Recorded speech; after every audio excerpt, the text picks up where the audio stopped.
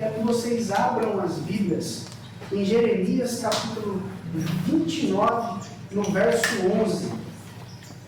Eu falei que todas as vezes que eu começasse uma mensagem, eu ia começar a mensagem primeiro com uma boa notícia. Então vou começar já com uma boa notícia nessa manhã. Jeremias capítulo 29, verso 11. Amém? Amém. Eu é que sei que pensamentos tenho a vosso respeito, diz o Senhor. Pensamentos de paz e não de mal, para vos dar o fim que desejais. Eu é que sei os pensamentos que tenho a vosso respeito. Pensamentos de paz e não de mal. Muitas vezes, irmãos, nós já acordamos aí, já amanhecemos, né? Pensando em coisas ruins, o nosso mundo é ruim, por mais bonito que a gente veja algumas coisas ainda, alguns flashes de beleza, o nosso mundo é um mundo mau. E esse verso é um verso que acalma o nosso coração. Eu que sei os pensamentos que tenho a vosso respeito, diz o Senhor, pensamentos de paz e não de mal. Que hoje realmente, irmãos, nós possamos ter essa paz que Cristo quer para nós. Amém. Amém? Amém. Eu vou falar um pouco hoje sobre um personagem bíblico. E é um personagem bíblico que eu me identifico muito. Só que antes de eu começar a falar desse personagem, eu tenho que fazer uma introdução. E essa introdução eu vou falar um pouco sobre os temperamentos. Na verdade, eu vou falar os nomes deles e vou falar o temperamento que esse personagem bíblico mais se enquadra, né?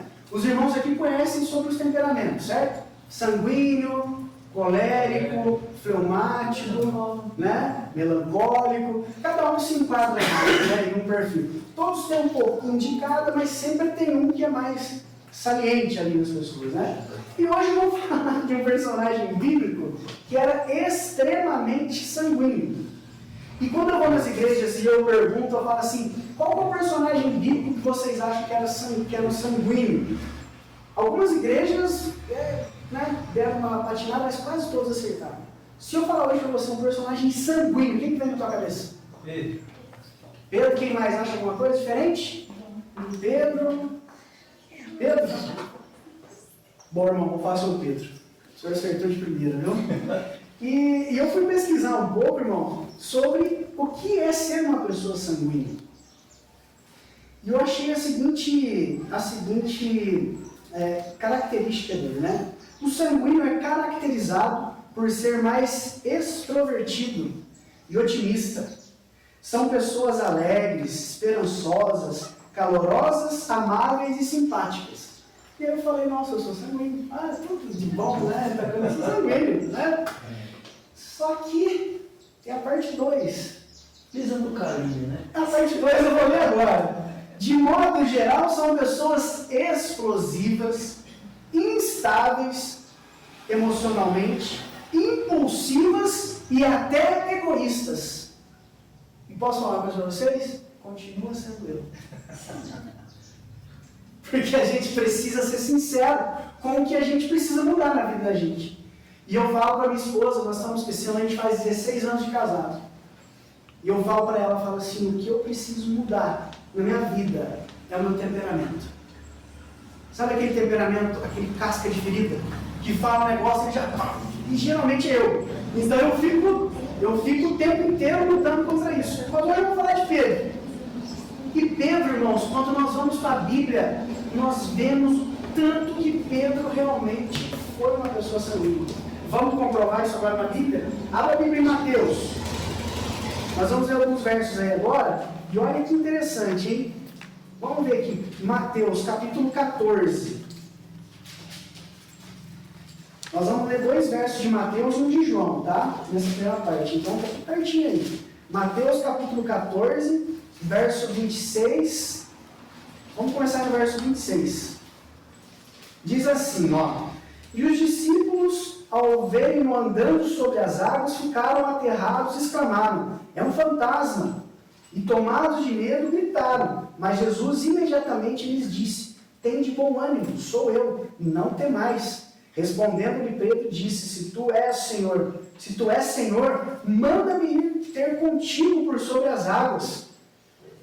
E ele disse, vem Pedro. descendo do barco, andou por sobre as águas e foi ter com Jesus.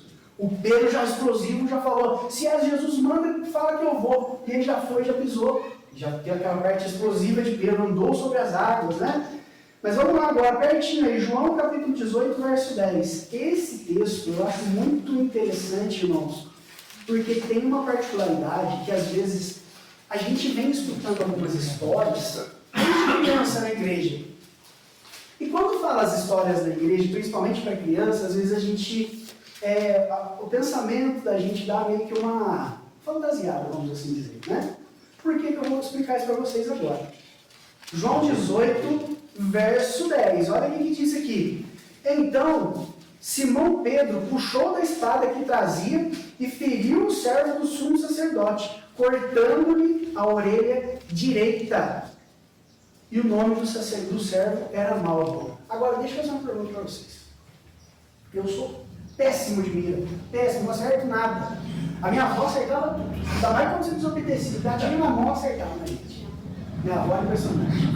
Não tinha uma mira igual a dela.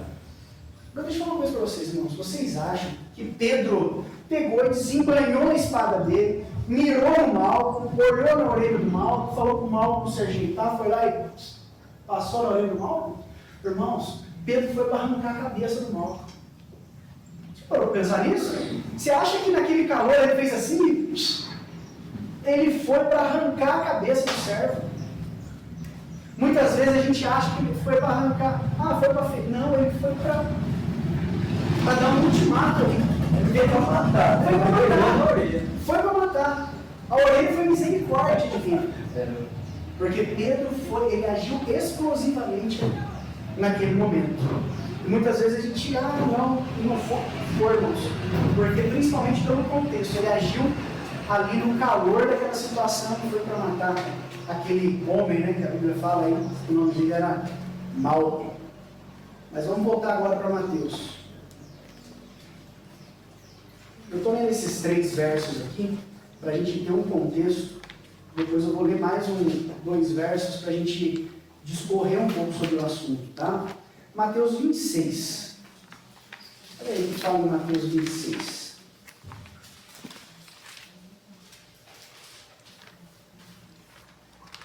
Olha que interessante, hein?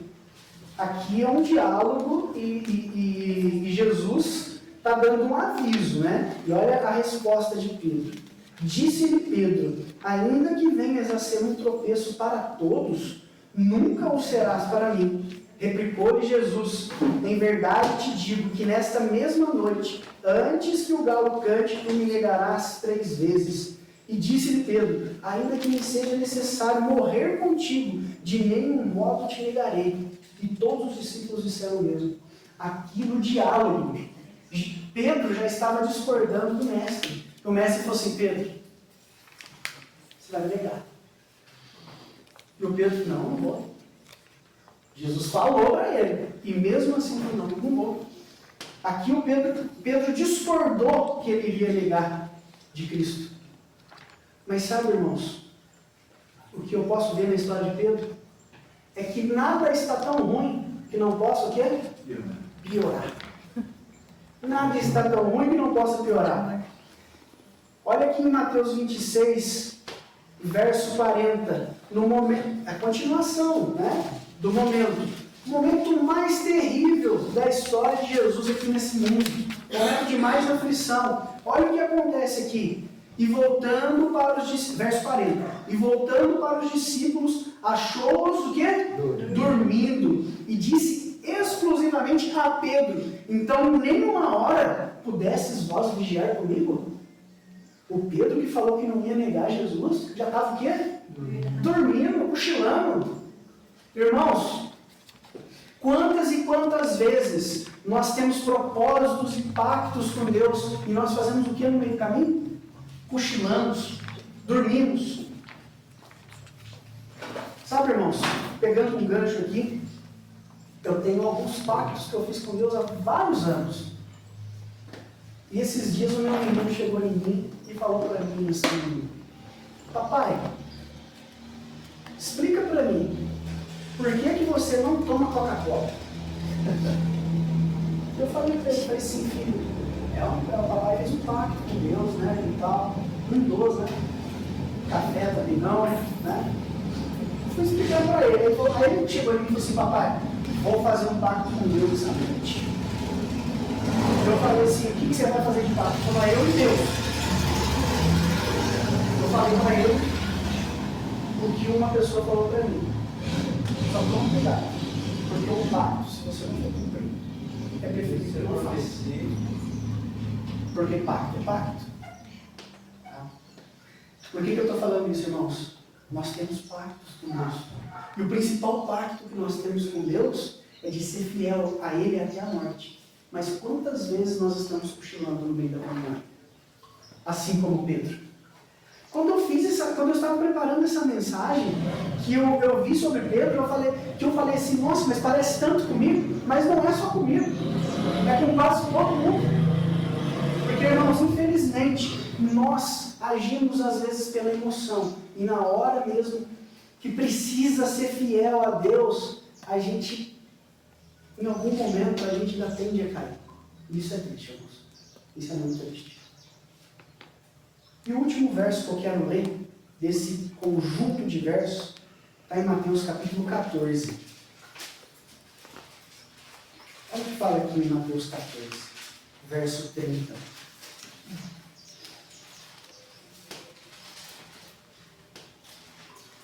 Lembra que eu falei? Ele pisou sobre as águas? Agora olha aqui. Reparando, porém, na força do vento, teve medo e começando a submergir, gritou-me: salva-me, Senhor. Salva-me, Senhor. E aqui eu não estou falando nem o que aconteceu depois. Aqui depois do que eu falei do diálogo, né? Do Getsemane. O que aconteceu? O que Pedro fez? Ele negou a quem? Negou a Cristo. Nós sabemos a história. Mas sabe, irmãos, quando nós falamos de Pedro e vemos tudo o que ele fez aqui de impulsividade e tudo mais, né? Nós esquecemos alguns detalhes. E isso que eu falo para vocês, eu estou usando esse evento hoje de aventureiros e a gente participa de muitas palestras para poder estar com as crianças. E tem que se preparar para estar com as crianças. E a gente tem que tomar um cuidado, às vezes, com... Eu gostei muito do cantinho da criança, viu, irmã? Muito dinâmico, muito, né? Com um propósito, propositivo, né? Por que eu estou falando isso? Eu cresci na igreja escutando que Pedro vacilou na fé. Que Pedro pisou na água e afundou. Vocês podem me criticar, mas eu cresci na igreja escutando falar que Pedro era um homem sem fé, por causa desse episódio. E por que eu estou falando isso para a gente tomar cuidado? Porque você vê que tem algumas músicas, né? Esses dias eles foram cantar uma música lá na nossa igreja e eu falei que essa música eu gostaria que não cantasse. Que é aquela música que fala da estátua de sal. Virou uma estátua de sal. As crianças adoram, né?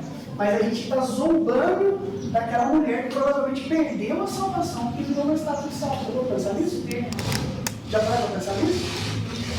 E a gente ainda brinca, virou atrás. E se deu mal, a mulher de longe. Virou uma estátua de sal. Sansão, com a cabeça do tamanho de feijão. Aí tem a questão das crianças com microcefalia. A gente ouviu isso na palestra, irmão. Mas por que eu estou falando isso para vocês, irmãos?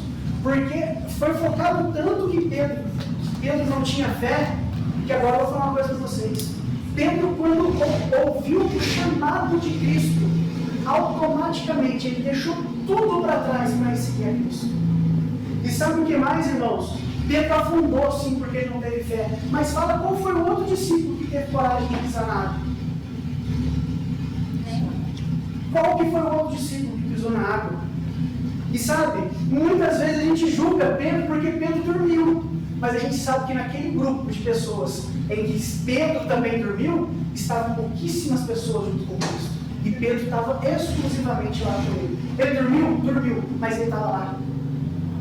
E sabe, irmãos, a gente tende a focar nas coisas ruins. Você pode fazer 1 milhão de coisas boas.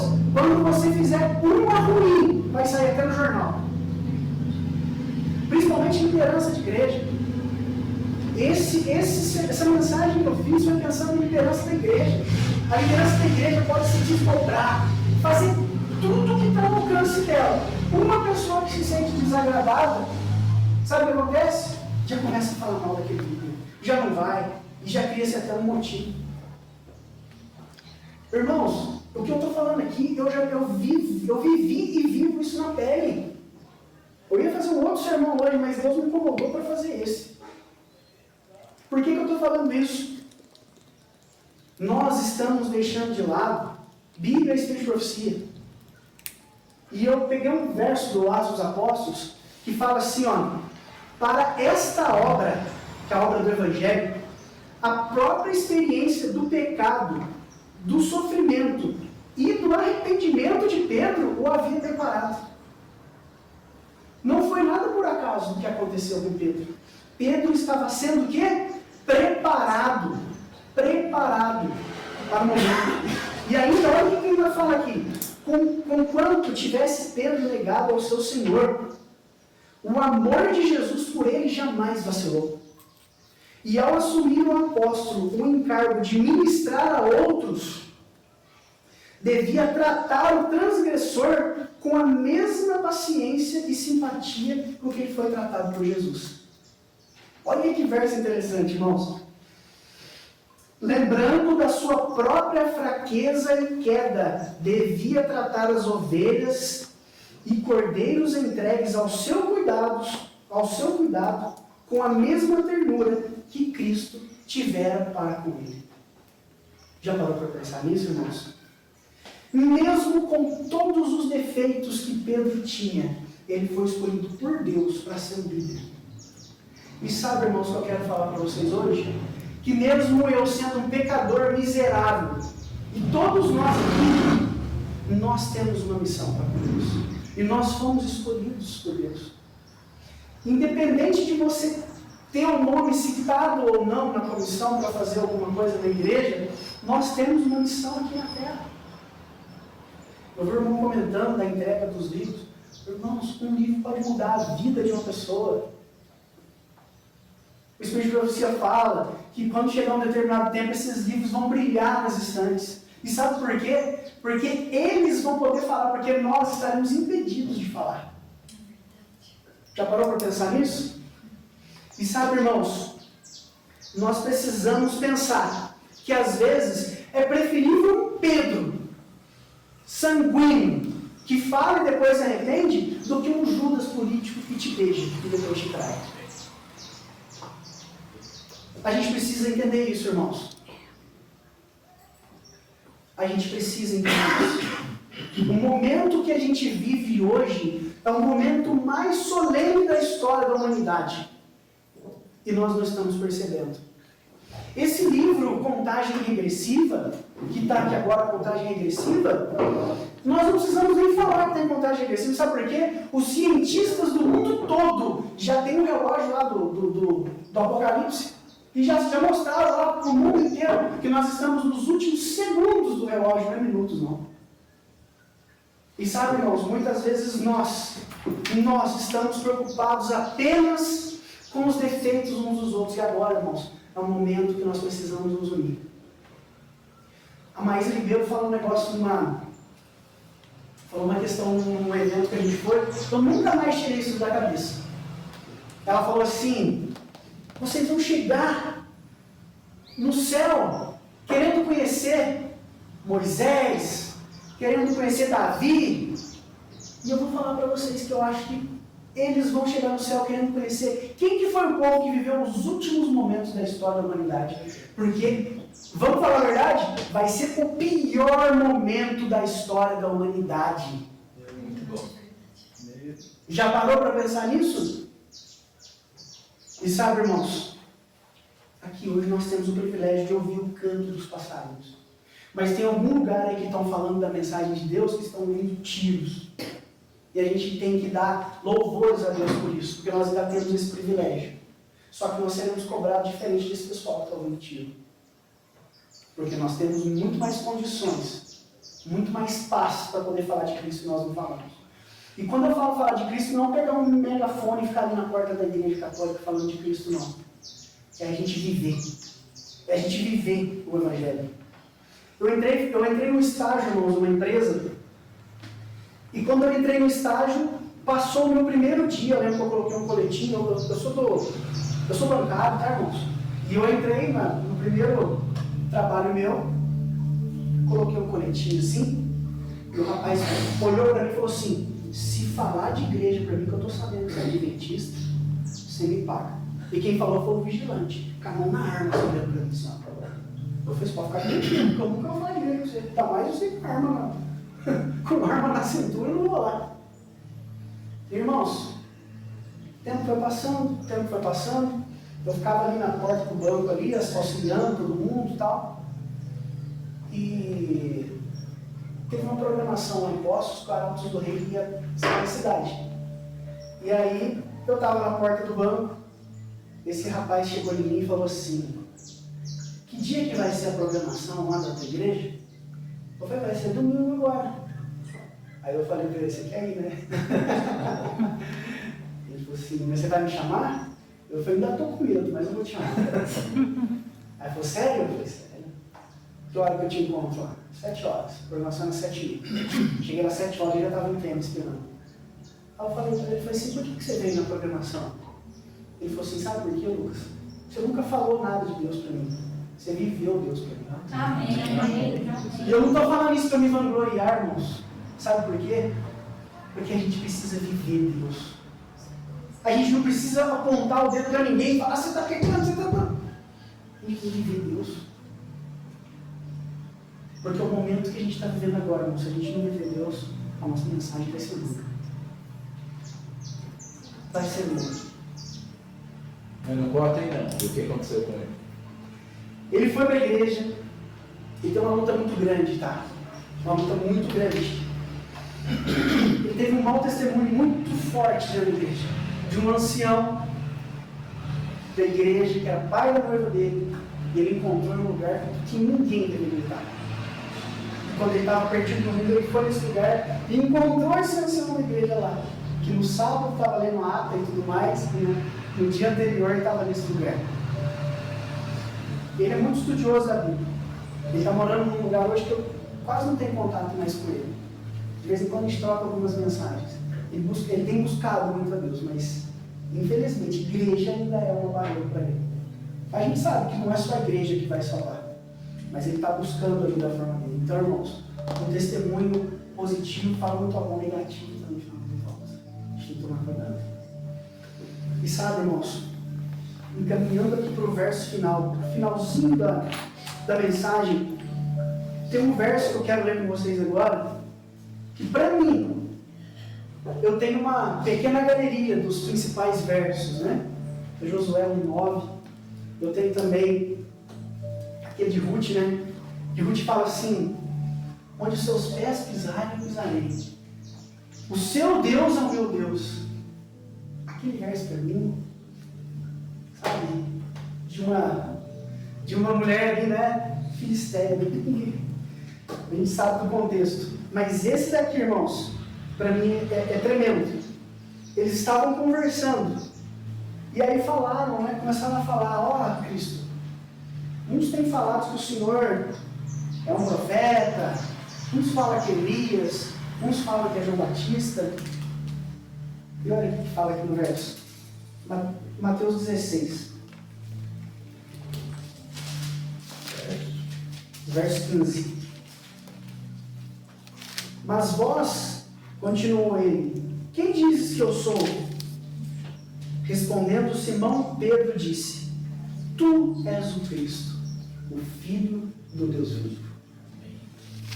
Essa foi a resposta daquele mesmo homem, sabe, que fez tantas coisas que às vezes a gente fala, por que ele fez assim, né? Quando falavam que, uns dizem que és Elias, uns dizem que és um profeta, ele fala, não, tu és o Cristo, o Filho do Deus vivo. E sabe, irmãos, hoje eu estou fazendo essa mensagem para todos nós, mas principalmente para mim, porque Eu sei que nós precisamos mudar a nossa vida. Eu preciso mudar minha vida. Preciso acordar. A gente precisa acordar. A gente precisa renovar o nosso pacto com Deus hoje. E sabe, irmãos, o que mais eu achei bonito na história de Pedro é que às vezes a gente não percebe. É que quando Jesus ressuscitou, algumas mulheres foram lá no sepulcro. Elas foram lá com a intenção de embalsamar Cristo.